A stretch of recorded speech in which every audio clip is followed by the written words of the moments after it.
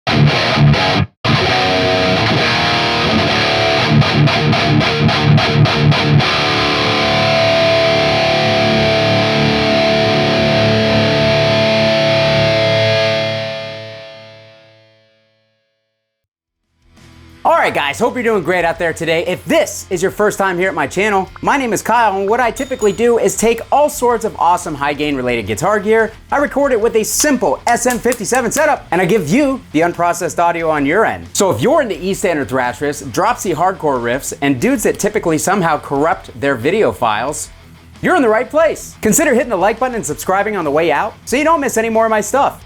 Thanks! Alright guys, you have been bugging me for this one for a long time. Today, we're finally taking a look at the PRS Archon Mark II. If you guys didn't catch my original PRS Archon video, I will link it down below in the description, but basically, I feel that the original PRS Archon is a perfect unity or amalgamation of a Bogner Uberschall and a Mesa dual rectifier. So with that being said, if you want to hear my overall thoughts on that amp or the Archon series in general, I've got both a 50 and 100 watt video on my channel. I'll link them below like I said, but everything that I said about those amps applies to this amp because honestly, comparing the regular 50 with this one back to back, they sound almost identical to me. The main difference between the Mark I and the Mark II, the Mark II is now made overseas, I believe in Indonesia. It no longer has a standby switch, and I believe that that is pretty much it. I don't think that there are any other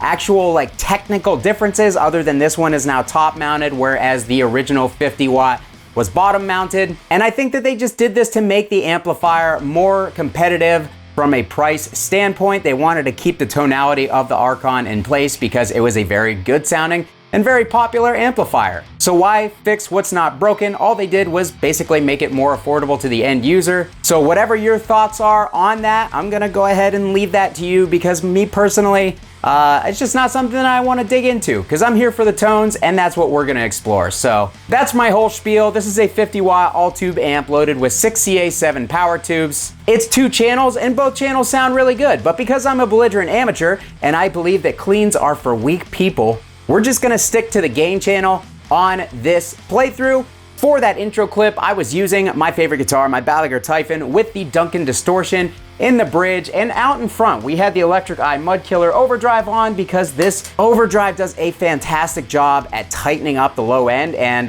this amp for my style kind of needs it. It's not the tightest amp, it's a little bit loose, it's a little bit round in the bottom end, so if you want to get it to do the tighter thrashier thing, you're going to need the right overdrive and pickup guitar combination. I've also noticed that this thing responds very differently to different speakers, not even necessarily different kinds of speakers, but I have a 16 ohm angle cab that I absolutely love these amps through, and then when I play it through my Mesa cab, I'm not as inspired by it. So that 16 ohm angle cab is also front loaded. It's overall much brighter. It's a little bit more scooped in the mids, whereas these Mesa amps are more mid forward, more full on the bottom end, and more rolled off on the top. So if you do get one of these amplifiers, I highly suggest kind of checking it out with different cabs if you're not fully happy with it when you first get it. So with that being said, this video will be done on my Mesa traditional 4x12 cab like I do all my other amp playthroughs, and we have an SM57 on the Vintage 30 in this Mesa cabinet. So again, here was my tone from the very beginning of the video.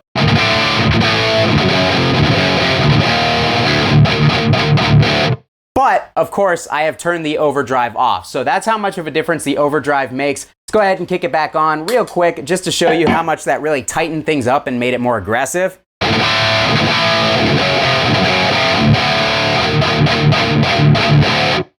When you get the right combination of guitar and overdrive with this amplifier, it sounds really good. And I'm gonna tell you guys that right off the bat. Just like the older Archon series, I'm a big fan of this amp. I think it sounds incredible.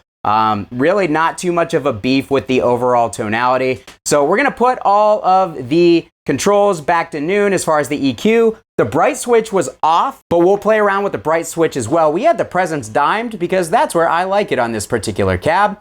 And we're gonna put both the presence and the depth back to noon. The volume control on these amps is technically the gain control. I have no idea why they decided to label it that, but I've had more than a few people message me and ask me how to control the gain on these amplifiers. So PRS, might want to rethink that one. So with that being said, here is our tone with no boost on and the controls as you see them here.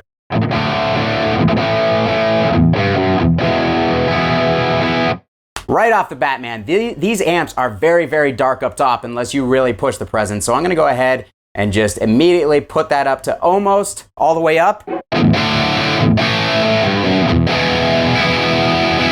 There we go. It opens up quite a bit. Let's go ahead and flip that bright switch on just to see what a difference that makes.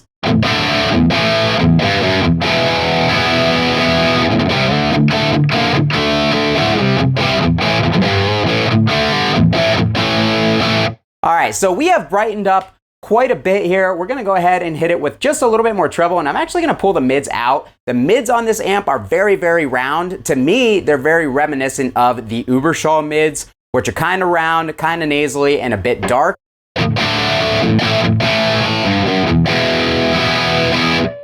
All right, so that's what we have going on right now. I'm gonna push that presence the rest of the way up. I'm gonna push the mids up, but you're not really gonna be playing any dad rock type riffs on this amp. It's not really voiced for it in my personal opinion.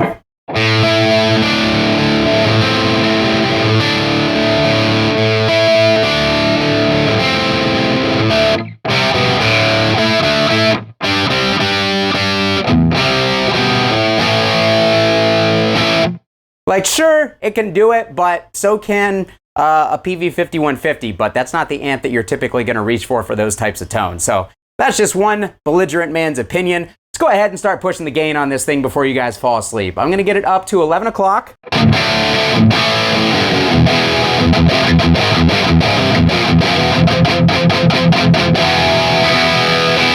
And right away, we're getting more saturation. With that bright switch up, the gain structure actually is a little bit rattier. It's a little bit harsher. It's not as smooth and as pleasing to the ear. So really, I mean, the bright switch obviously does affect the brightness, but to my ears, it also does affect the saturation of the amp overall.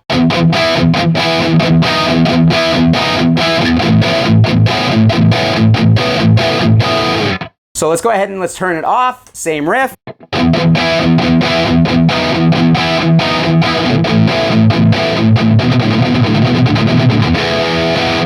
So what happens if we were to push that gain up to say 1 o'clock where we're starting to get into the high gain territory?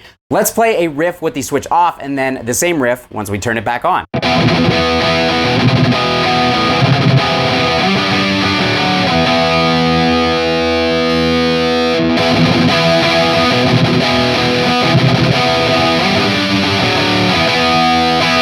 I feel like you should be able to pick up on what I'm saying just by comparing that switch on and off back to back like that. Having it up really does add some aggression and just some nastiness to the distortion. Not in a bad way, but if that's not what you're going for, you can turn it off and then use your treble control to adjust the actual level of brightness on the EQ. So with that being said, I'm going to actually turn it off. We're going to turn the treble up.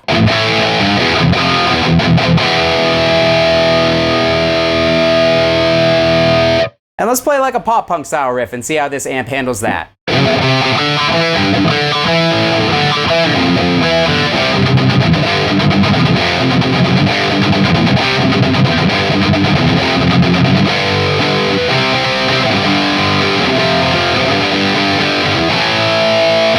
All right, so it does the pop punk thing actually really well because I've noticed a lot of newer pop punk tones are very MIDI and kind of rolled off on the top end. So it definitely does that thing. Let's see if we can get a little bit more bass in the signal. We'll add some bass, some depth. I've noticed the depth adds a lot of the really low frequencies and the bass adds some of the upper low frequencies, so you can kind of use those two controls to fine tune the low end frequencies of the amp.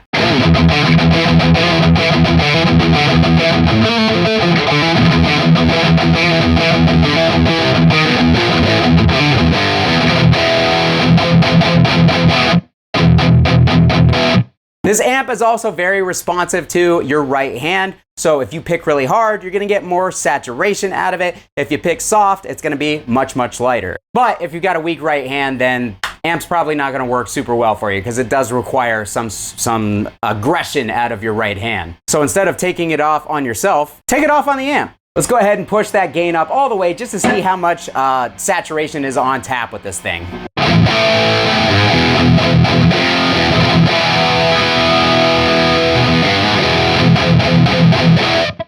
Lots of saturation. It thickens up quite a bit. We can actually pull the depth and the bass back. Let's pull those mids back and let's bump that treble.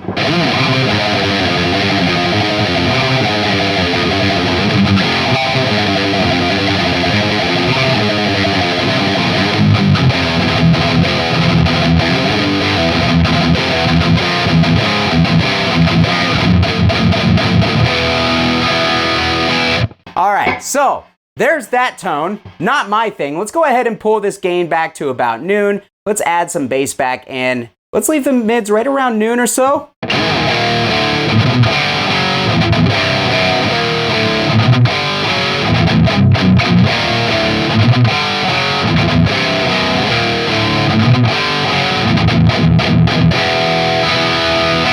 Not bad, but I definitely think that that needs an overdrive. I think that this amp responds better to overdrives that cut more low end and add more upper mid aggression. So the ticket for that is always a Boss SD1. Let's try the Boss SD1.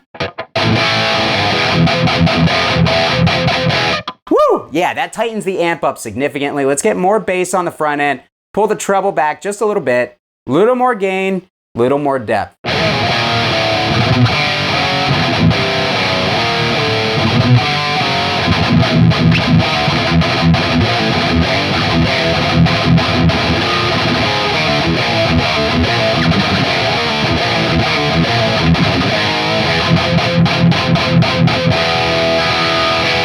I forgot how much I like these amps, man. These things sound awesome. Let's turn that bright switch on now.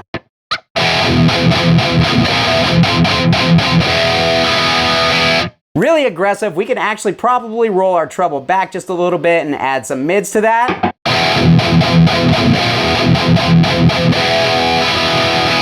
Those are some good chugs right there. Let's get just a little bit more treble back in.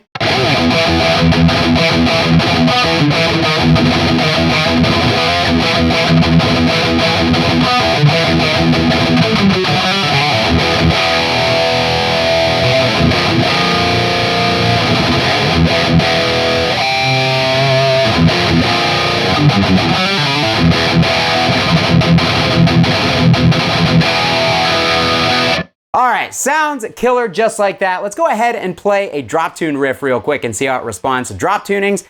Then I'm gonna try a couple different guitars with different pickups.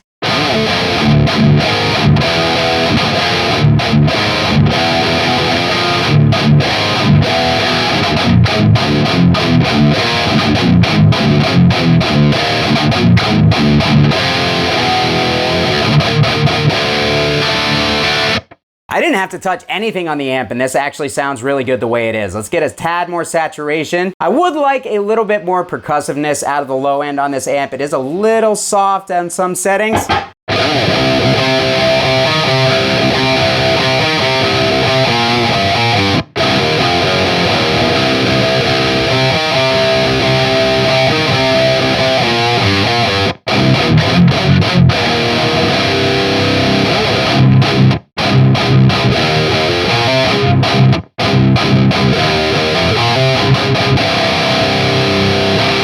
Sounds pretty rad like that to me though. Let's check out a lower gain, lower output pickup and guitar, see how it responds to that. All right guys, Heritage H150 with the Duncan Antiquity pickups. I have changed nothing else.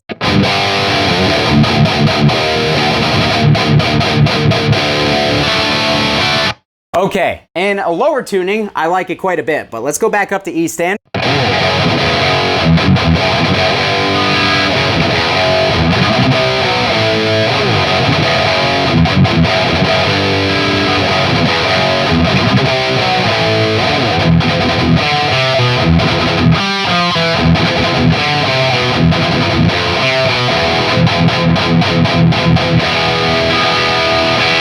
All right, so like that, it was maybe a little bit muffled. I wasn't a huge fan. Let's try the M77 and let's turn that low mid bump off.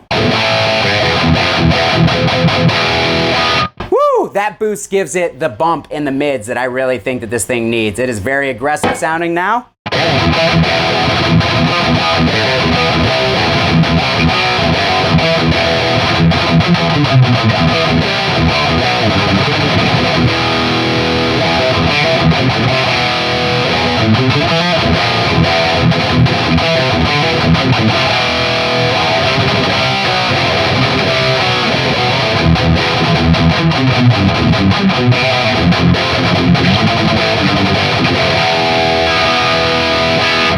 Oh, these pickups are so clear. They sound phenomenal pretty much regardless. So that helps. But yeah, I really dig the MXR M77 with this. Let's try a drop C hardcore riff with lower output pickups. See if it kind of opens up a little bit more in that lower tuning.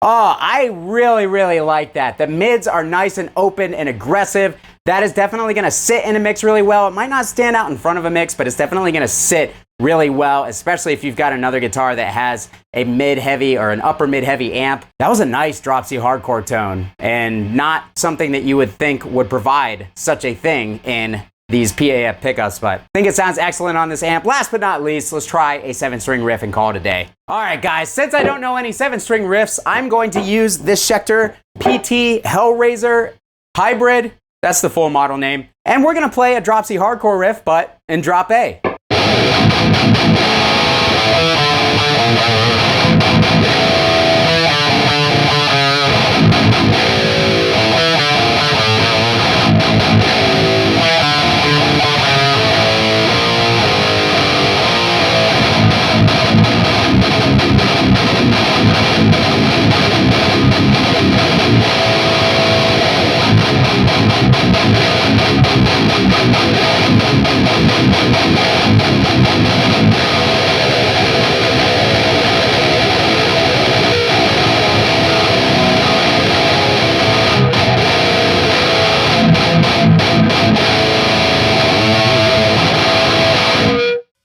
Obviously, I don't play 7-string all that often, but you guys asked for it. So that is going to do it for me today, guys, on the PRS Archon Mark II. What did you guys think? Let me know down below in the comments. I love these amps. I really don't need to say any more than that because I've already said it on like 3 other videos.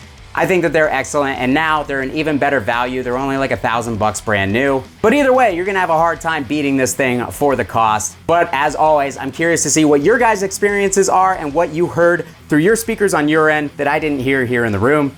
I'm trying to fight back a burp right now. If you liked the video, do me a huge favor, hit that like button on the way out, subscribe if you're not already subscribed, and if you really wanna help the channel, down in the description are all of my affiliate links, including Sweetwater. If you buy this amp from Sweetwater using my affiliate link, I get a nice little kickback, and it tells Sweetwater that you guys are actually watching my videos, and believe it or not, it goes a really long way in helping the channel move forward, and I really appreciate it. So that's gonna do it for me today, guys. Thanks so much for watching. Kyle here again. We'll see you next time.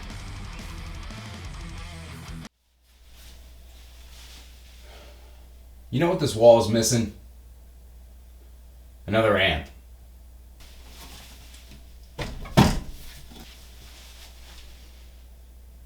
There we go.